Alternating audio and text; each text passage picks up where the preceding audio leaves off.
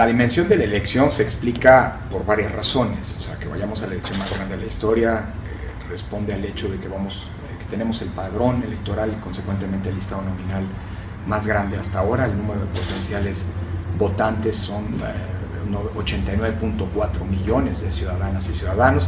Esto quiere decir 10 millones más que en la última elección presidencial. Vamos a la elección más grande también desde el punto de vista logístico, porque justamente el número de electores detona que vayamos a tener el número de casillas más alto de la historia, 157,000, es decir, 14,000 casillas más que hace 6 años. El número de elecciones concurrentes que se van a tener junto con las elecciones federales también es inédito. Elecciones en 30 estados para elegir algún tipo de autoridad local, salvo Baja California y Nayarit, que tendrán solo elecciones federales. Pues en el resto del país va a haber alguna elección local en disputa, algún cargo de elección popular local en disputa. Vamos a la elección más grande también en consecuencia de lo anterior, el número de ciudadanas y ciudadanos que tienen que fungir como funcionarios de casilla. Necesitamos 1.4 millones de funcionarios de casilla, porque en los 30 estados donde hay elecciones concurrentes opera la figura de la casilla única, que supone un número mayor de integrantes. Por todas estas razones, pues vamos a la elección más grande de la historia, y además por el hecho de que el número de cargos en disputa, en consecuencia de la concurrencia a la que hacía referencia, pues es también la más alta.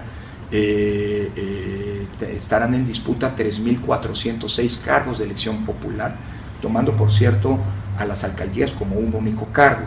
Si se desdobla el voto por el alcalde, que tiene efectos para integrar el cabildo, síndicos, regidores, etcétera, el número de cargos que se designarán a partir del voto ciudadano emitido el próximo 1 de julio se eleva a 18.311 cargos. Nunca antes había ocurrido esto.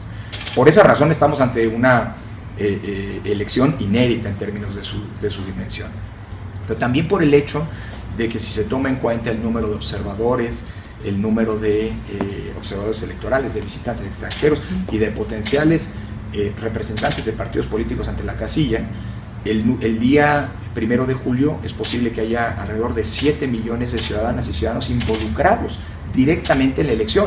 No hablo como votantes, sino hablo como ciudadanos que con distintos roles, funcionarios de casilla, funcionarios del Instituto Nacional Electoral o de los órganos electorales, observadores, visitantes, representantes de partidos políticos, estarán, digámoslo así, operando la elección desde distintas trincheras. Todo esto la vuelve, por cierto, como mencionabas, la elección más vigilada de la historia. Vigilada en todos los ámbitos, en términos de las actuaciones de las autoridades electorales, en términos de la confección del padrón electoral, en términos de la organización electoral y por supuesto el día de la propia jornada electoral. ¿Cuáles son en consecuencia los principales desafíos del Instituto Nacional Electoral? Me limito a ello, pero pues hay bajo la premisa de que hay muchas autoridades electorales involucradas a nivel local, a nivel federal, en el ámbito administrativo y en el ámbito jurisdiccional.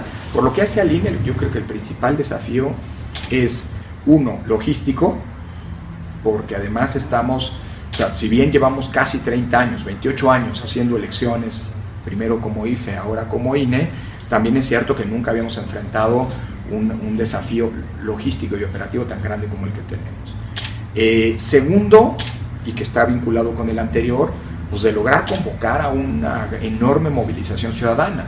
En México decir que las elecciones las hacen los ciudadanos no es un eufemismo. El INE organiza la elección. Son los ciudadanos los que tienen que apropiarse de la misma y consecuentemente pues, llevarla a cabo.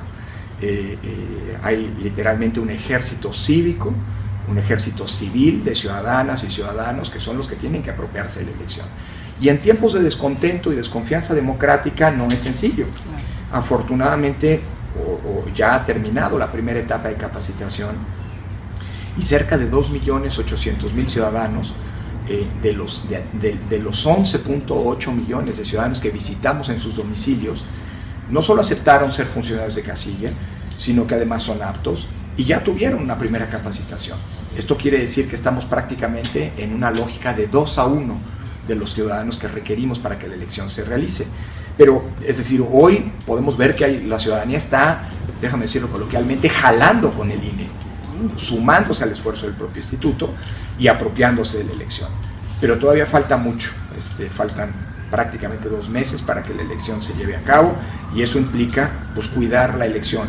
¿Cuál es el principal desafío pues del INE? Pues, por un lado logístico y por el otro lado cuidar esa elección en su rol de arbitraje electoral, ¿no? Las campañas van a ser cada día más intensas, van a ser cada día más ríspidas, y pues la dimensión arbitral probablemente sea la más exigida de parte del Instituto Nacional Electoral.